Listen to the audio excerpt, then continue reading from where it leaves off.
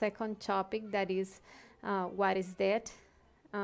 It's really, really important for us in order to understand the value of not being so attached to our personality, to things of the material world, because they are sooner or later going to pass.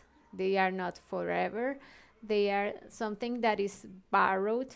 Our physical body, our identity in this third dimension are things that are not going to last forever. They are ephemeral. They are from time, and they are going to last a little bit. So unless we wake up our conscience, we are going to transcend time. We are going to be able to detach totally from that. And we are going to reach the eternity, because we are going to reach something that is the sacred individuality. But let's start with the conference, and I'll explain a little bit deeper what I'm referring with that. So first of all, we ignore a lot what are the mysteries of death. We are afraid of this process of losing our body, of having to end up this existence, having to say goodbye to our appearance, our physical appearance, our identity, our personality.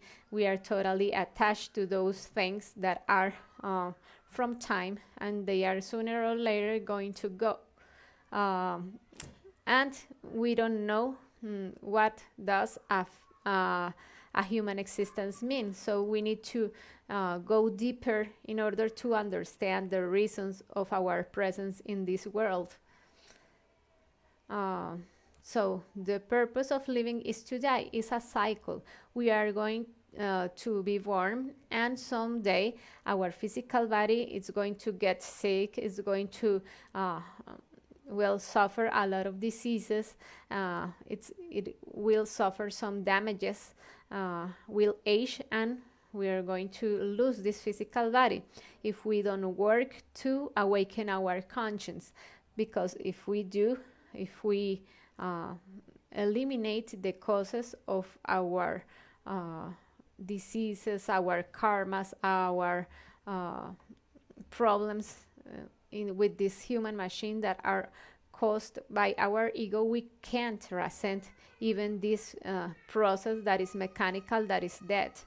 So we are going to talk about it more in a deep way. The three types of death that we are going to talk about are the process of losing our physical body. These three types of death, first of all, the first one is the losing of our physical body. We are going to talk about this process a little bit, and then we are going to talk about the two other types of death. So the death of the physical body begins with a state of catalepsy that lasts about 72 hours. 72 hours completely, where the physical body is apparently dead. But this state can be suspended at any time. During these 72 hours, the three trials take place. These trials are some judgments that the lords of the divine law are going to do in order to see if we have the right to remain with this physical body, or we need to say goodbye and start another existence if we had the right for it. So let's start. The first judgment is 5 minutes. It lasts 5 minutes after, being in this state of catalepsy. And the person is going to do a retrospection of the deeds in this existence. He is going to go back to the very moment of his birth and compare the lived existence with the plan that he had before for this existence. we already had lived a lot of existences, and we before entering to this physical body that we have right now, we had a plan for awakening our conscience to achieving our spiritual awakening, but sometimes we don't accomplish that plan.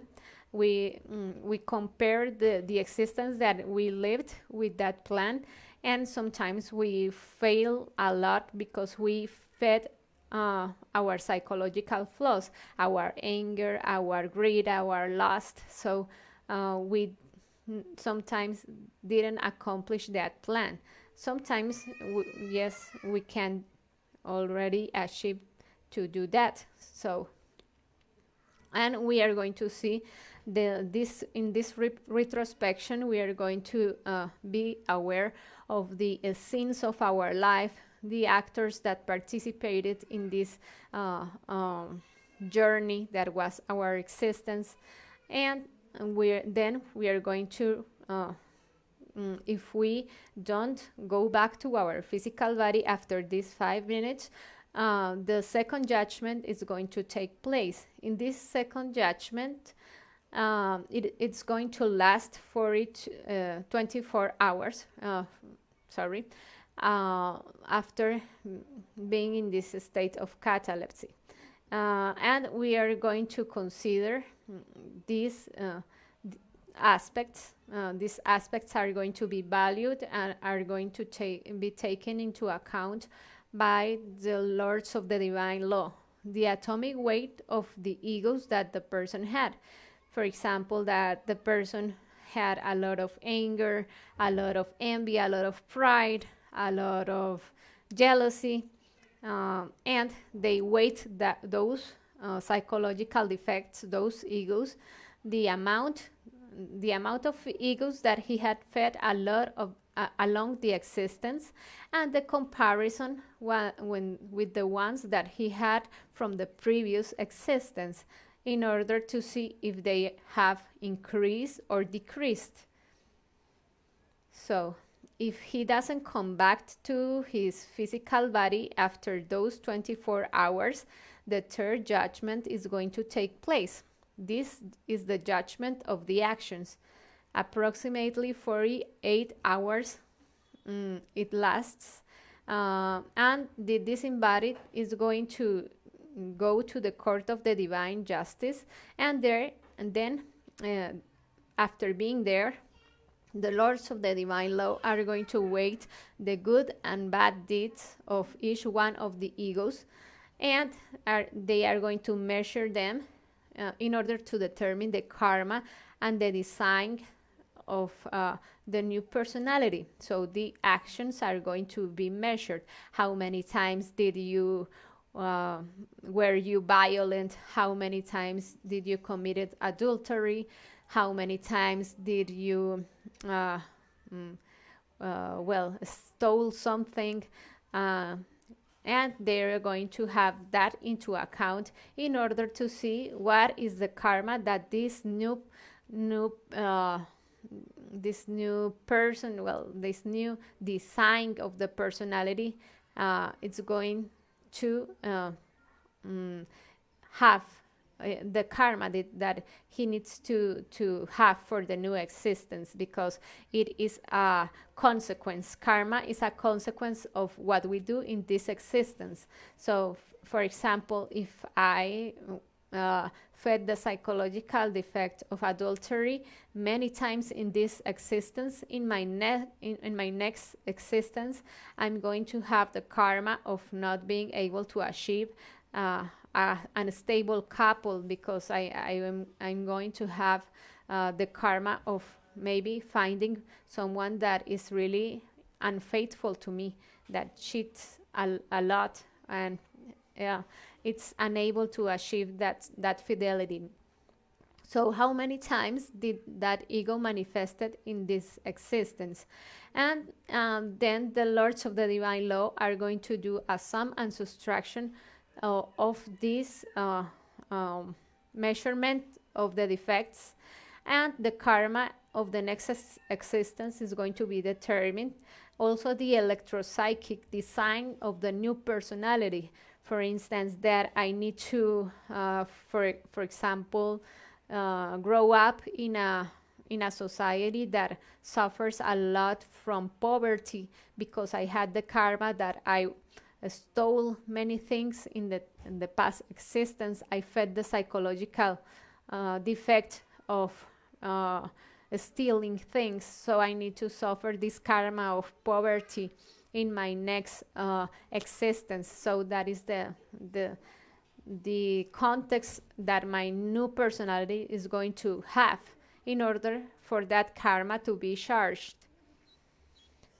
Then Anubis, the hierarch of the objective justice, commands the angel of death to cut the silver cord of the disembodied and release him from the physical body. But before that, the angel of death has to ask permission to the divine mother of this person in order to be able to cut the silver cord. If the divine mother does not authorize this ray of death, so the person must return to the physical body before the 72 hours. It depends on the level of love that this person has. The divine mother doesn't authorize the angel of death to cut the silver cord if this person has still a lot of love in his soul, in his spirit, and he's willing to change, to transform himself, to eliminate all his psychological defects and be a better version of himself in this new opportunity. But because we don't know this process, these judgments, many people don't respect the morning of the 72 hours. We need to wait and do a funeral that lasts 72 hours because this soul can come back to the physical body. The disembodied can live even after 72 hours. It can return to the physical body, and the state of catalepsy ends up, and he is going to live again. He is going to take control of his physical body again. But because we don't know about this process, we think he's already dead, and we bury that person, or we make an autopsy before the 72 hours, and we don't give that person the chance to come back to his physical body. So it's advisable to respect those 72 hours mourning. But well, in this society nowadays, this modern society, this process, well, it's really hard to accomplish, because the cultural laws is that the person, you think that he is already dead, we are going to bury him before the 72 hours. So it's really hard for the person to come back to his physical body. So if the death of the physical body takes place, there are now two alternatives. These two alternatives are when the person is already released from his physical body. He has already lost the possibility to come back. So what happens to that person next? We are going to take a look. That, well, there's a possibility that his 108 existences have already ended up. We have the chance to take 108 physical human bodies. But if we complete the 108 possibilities, the 108 chances that we have to come to this existence and awaken our conscience, well, the opportunities have already ended up. So the soul of this person has to enter in involution, submerged in the planet Earth. He has to enter to the infradimensions of the planet Earth in order to eliminate all his psychological defects through the force of pleasure and pain. in order to liberate the essence of the defects that he has created. This process is going to be unconscious. The person has no longer a free will.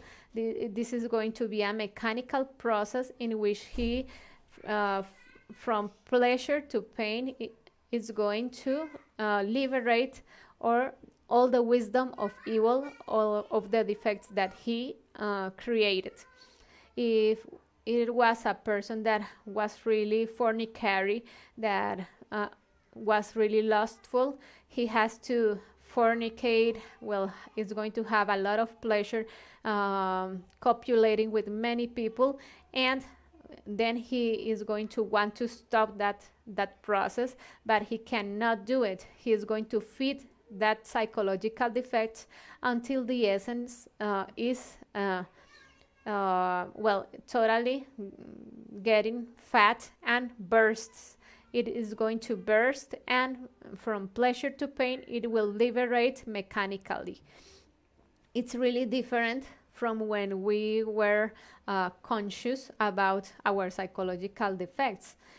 If we had the possibility to wake up our human will, our force of denial, we will be conscious of our defects, anger, lust, greed, and we will consciously eliminate it.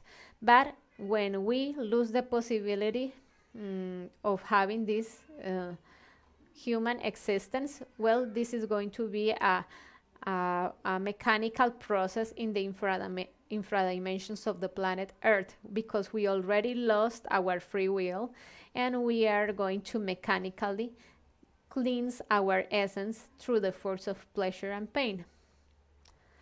And there is another possibility that the person hasn't run out of existences, that, for example, he is in the 106th existence, so he already has the chance to live 2 more existences. So he has the right to take another physical human body.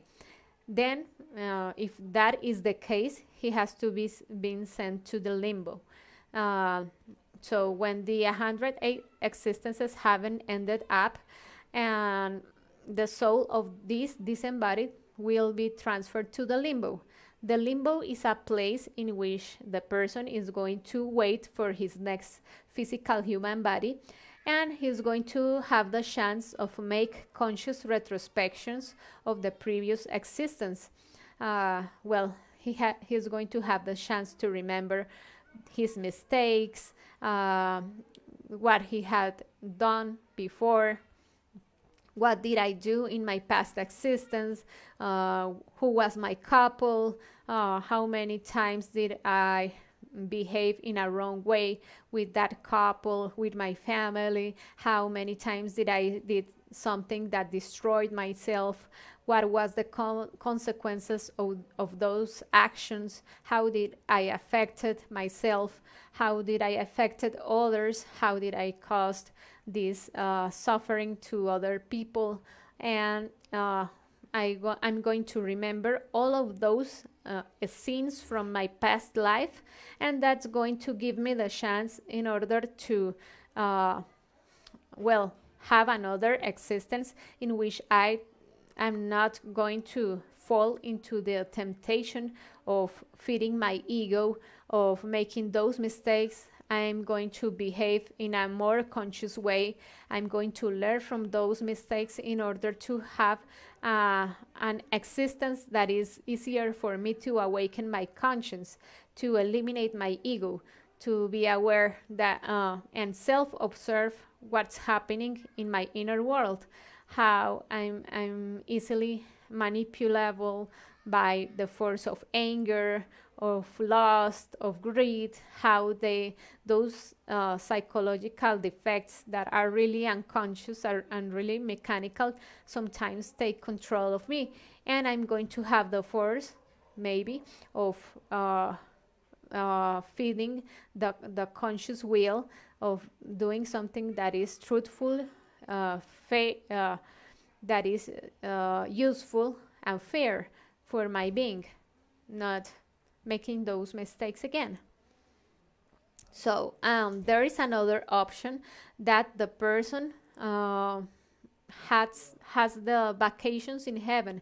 That is going to occur when the person worked in his past existence with the sacred fire. It was a person that knows about the secrets of sex, the conscious use of our sexual creative energy. So this person already worked with the fidelity, chastity, and love with his couple, working in the awakening of the force of the Kundalini, awakening the serpent of fire, creating the existential bodies of our being that are the inner bodies that are going to help us to discover the superior dimensions of nature. So this person achieved some work with the Kundalini that was what we call the tantric sex. It's a practice in which the person doesn't expel the sexual creative energy in the orgasm or the ejaculation. No, the person is going to do a process of inhalation, retention, and exhalation in a practice of sex, and is going to ascend that sexual creative energy along his spinal cord in order to create those existential bodies for his being. That is working with the sacred fire. He increased his measurement. He was able to regenerate the vital body, or regenerate the physical and vital body, or create the astral body, or the mental body, or the causal body. And so he has the possibility to have that that benefit from the laws of the divine law, that is to having vacations in heaven. So Anubis, the hierarch, will order that person to have the possibility of being in a place where he has instructions, he is given strength, and he is accompanied by the lords of the divine law in order to attempt the self-realization for his being in the next human existence. Those are the vacations in heaven. The possibility to have the company of and the instructions from the divine mother in order to have a new existence in which he can attempt the awakening of the 100% of conscience. So now we are going to talk about the second death. That is the second type of death. We already talked about the possibilities when we lose our physical body. Now we are going to talk about the second type of death, that is the second death. When one does not work on oneself, the psyche is lost after the completion of the 108 existences. So our soul is going to be taken into the abyss, into the 9 Dantesque circles, to disintegrate all the defects that we created in order to have a human soul. The totally free essence is going to penetrate these infradimensions and is going to come out and restart a new evolution when the essence is totally cleansed.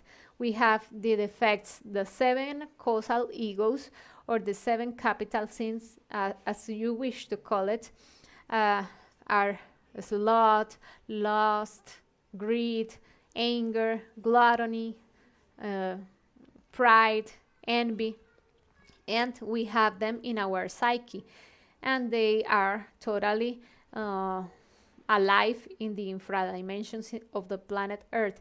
If we didn't do the job of awakening our conscience, be able to self-observe our mistaken ways of being, when we were angry, when we were totally blinded by lust, blinded by our envy, when we did many actions in order to satisfy our pleasure, and we didn't care about the rest of people that surrounded us, when we harmed ourselves, our spiritual force, and we damaged other people, feeding those egos, that inner obscurity that we have inside ourselves.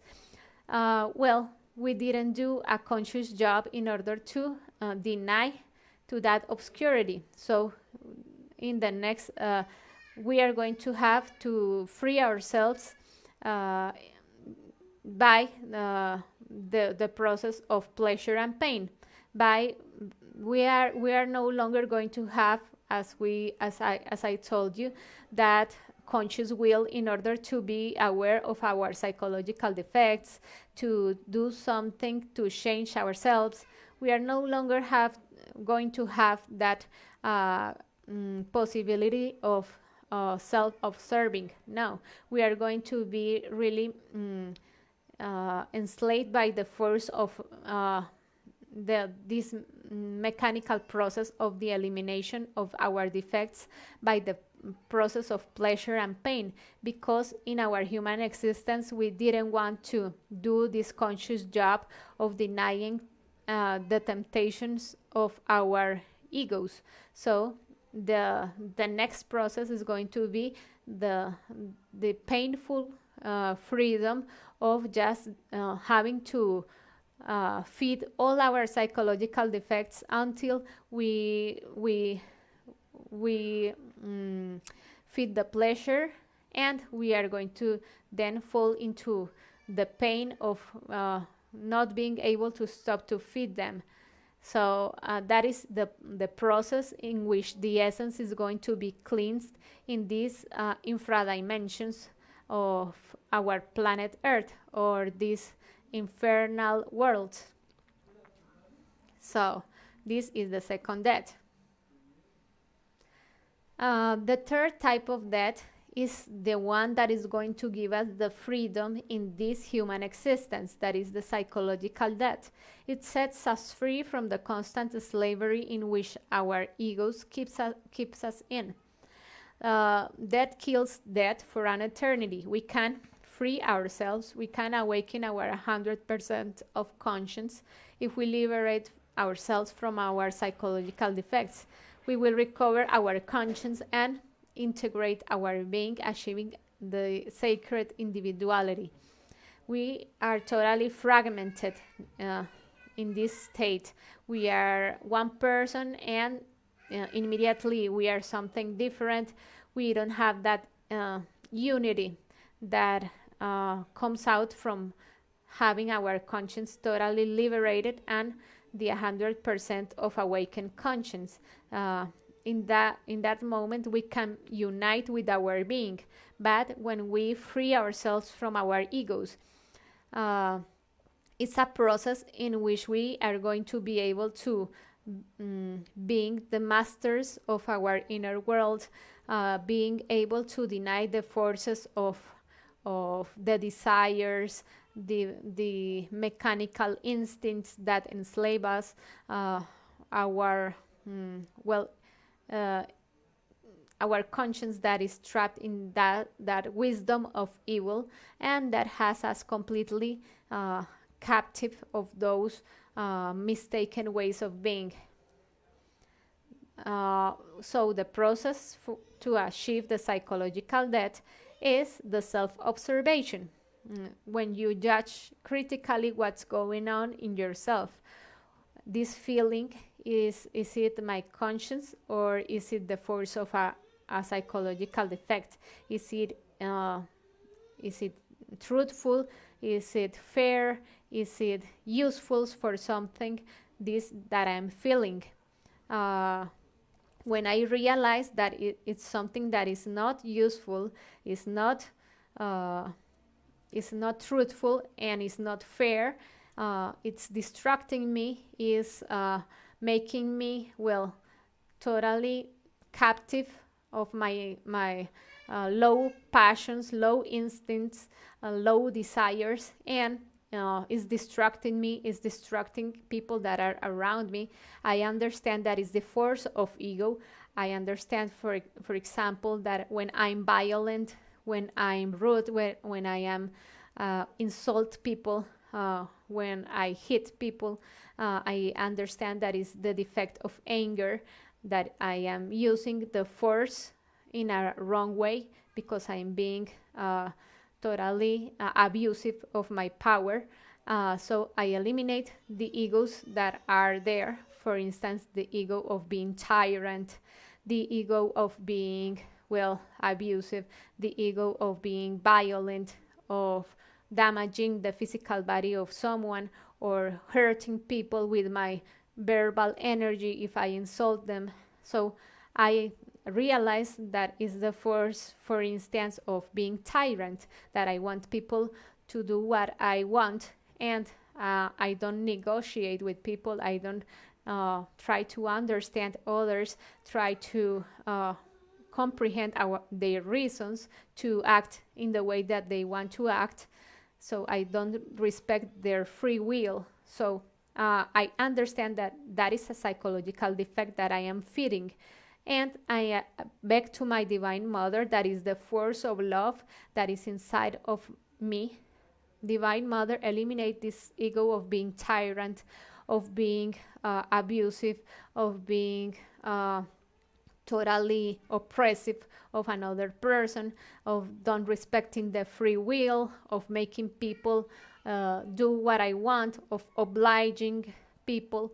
And I disintegrate this psychological flaw in well, reflecting of the different details that the psychological flaw has, the justifications, the reasons that this defect gives me in order to feed it and avoid liberating my conscience. And that with all of my egos, for instance, that I have the ego of lust, I self-observe myself, and I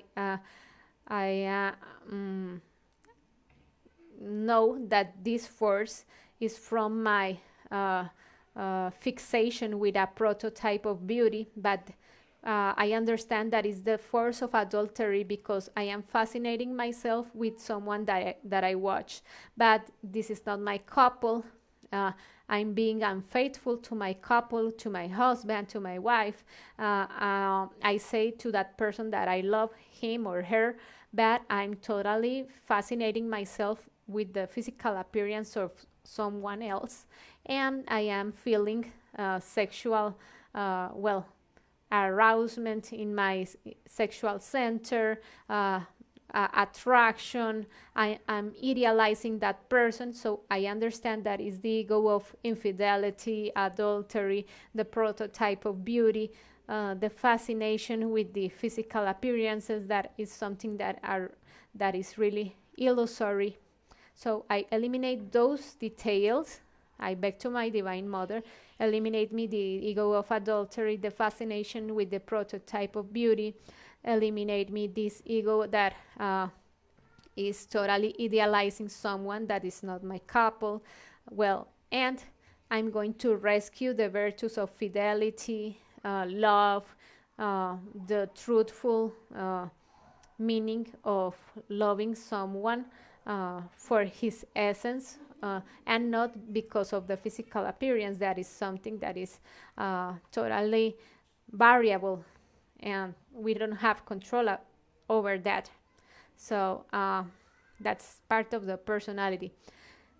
Now we're going to reflect on what dies, because this conference is what is that, what dies and what doesn't. So the first question is what dies. The physical body, this envelope in which we are bottled in, is the physical body. That is a human machine. Our physical body is made up with a lot of parts that function properly is like a machine that is built up with a lot of systems, the circulatory system, the nervous system, the respiratory system. We are a machine, and this machine is going to lose his vitality, his strength. He's going to suffer the karma, a lot of diseases, a lot of the process of aging is going to lose this power and this strength that it has if we don't work to awaken our conscience, because every psychological defect that we fit in this existence is going to have as consequence the destruction of the physical body. How many times we consume alcohol or drugs? This is totally damaging the cells of our physical body. This is totally consuming and breaking these systems that we have inside this perfect human machine. And when we feed anger, when we feed jealousy, we are destructing with negative energy this physical body, and it's going to suffer the consequence that are lots of diseases and karmas that are going to end up with the functioning, the proper functioning of the physical body. So it's going to die sooner or later if we don't end up feeding our psychological defects. The vital body, that is the energetical part of our physical body, is the superior part. Is the one that gives the strength, the vitality, the force, the energy in order to achieve any task that we want to achieve. For instance, if you see many people that are really old and have a lot of strength, vitality, that can achieve things that young people cannot do, that they can pull things that are really heavy, or do incredible tasks that some young people cannot even think of achieving. Well, it's because they have a really strong vital body. They are really strength up because of this energetical part, but it's sooner or later going to vanish as well as the physical body, this vital body, because our vital energy is going to be lost as well as we feed our psychological defects. This vital energy is going to be consuming and fading away as well.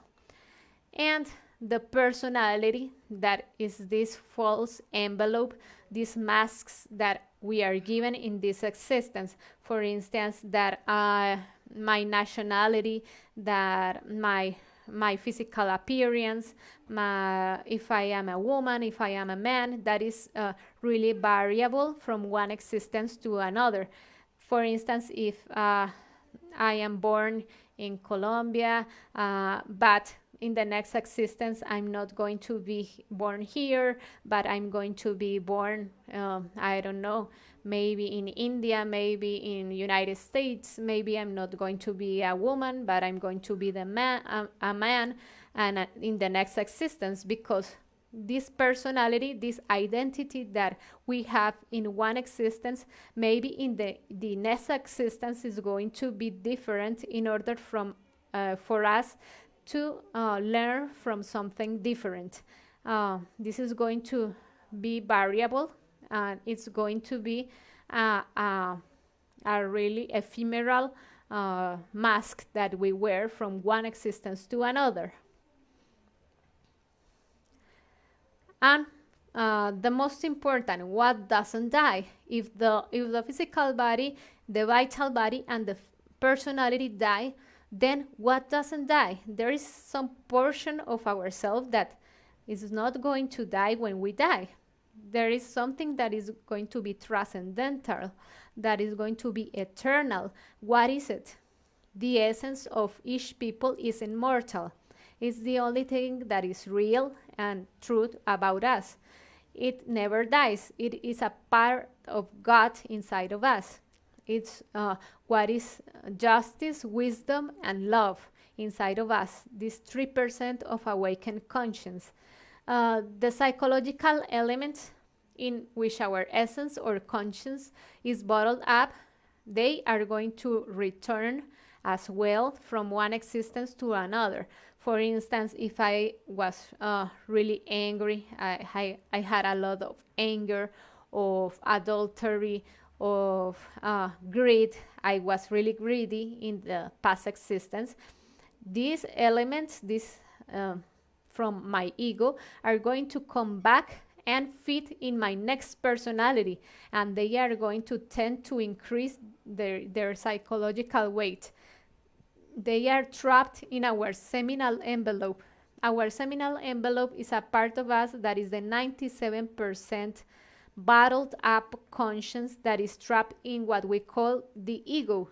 Ego doesn't die if we don't eliminate it consciously.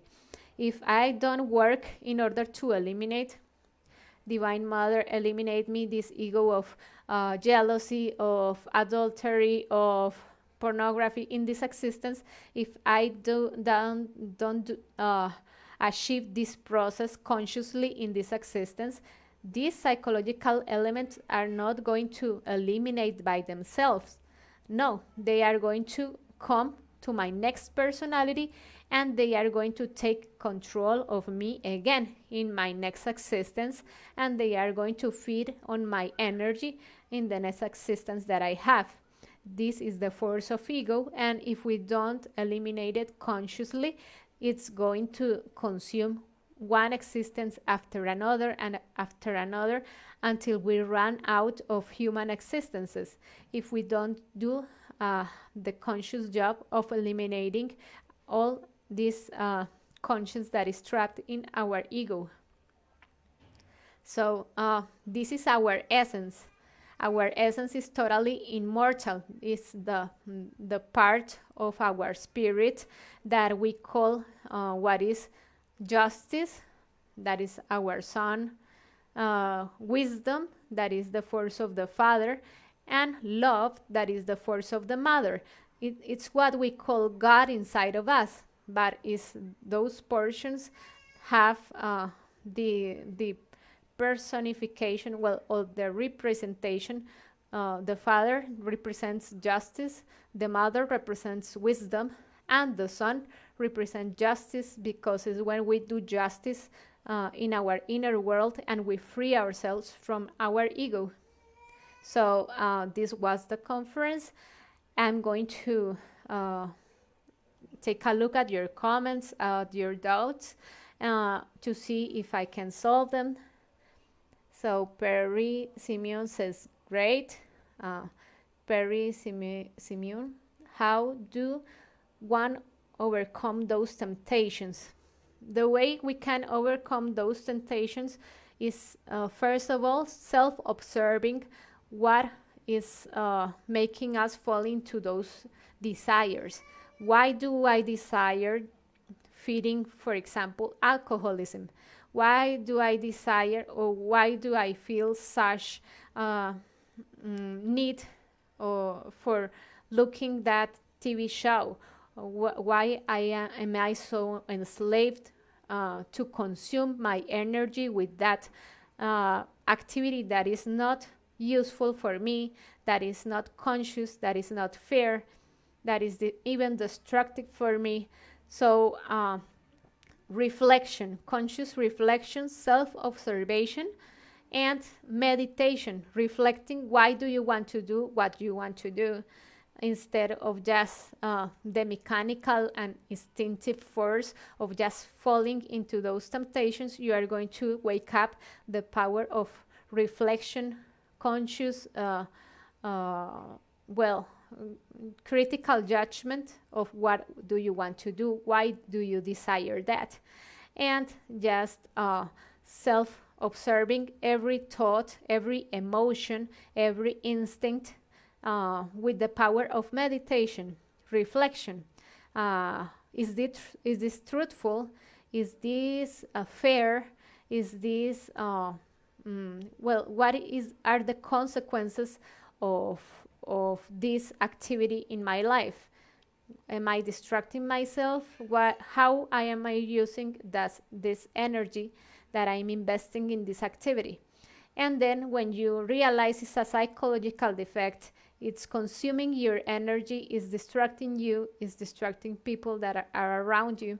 So you beg to your Divine Mother, Divine Mother, eliminate me this fascination, for instance, for watching these TV shows that is feeding, uh, for instance, something violent inside of me, something morbid with what I'm watching. So I realize this is distracting me, and is feeding something really negative inside of me. So I eliminate it, and I awaken the force of conscious will. I have the will to deny that and do something useful with my time, with my energy, so I don't feel even the need or even the desire to do that again. Uh, Aliyu Garba says, greetings from Nigeria, West Africa. Thank you. Greetings here from Colombia too, from Santander. Aliyu Garba says, educative, more wrist to your elbow. Well, thank you for your attention, and thank you all for sharing this conference with us. We will be sharing different conferences about different topics in order to awaken our conscience, to recognize different dimensions of nature, to explore the different centers of our human machine, to get to know different practices in order to connect to our spiritual force and make it grow. These are the conferences that we are going to be sharing, and I hope to see you soon in the next conference. Have a good afternoon. Bye.